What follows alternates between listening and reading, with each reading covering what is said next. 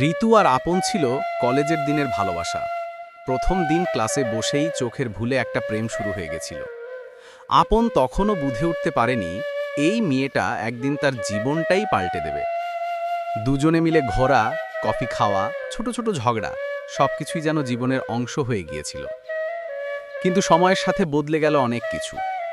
ঋতুর ছিল নিজের ক্যারিয়ার, পরিবার আর স্বপ্ন পূরণের চিন্তা, আর আপন চেয়েছিল শুধু ওকে। একদিন ঋতু শান্ত গলায় বলল, আমাদের মধ্যে দূরত্বটা অনেক বেড়ে গেছে আপন, আমি আর পারছি না। আপন হেসে বলল, ভালো থেকো ঋতু, তোমার সব স্বপ্ন পূরণ হোক। তারপর থেকে কফির কাপটা টেবিলে থাকলেও ও আর কফি খায় না। ঋতুর পছন্দের গান শুনলেও আর গায় না। তবুও রাতে যখন আকাশের দিকে তাকায়, ওর মনে পড়ে যায় সেই মেয়েটা, যার জন্য একদিন ও নিজেকে হারাতে রাজি ছিল।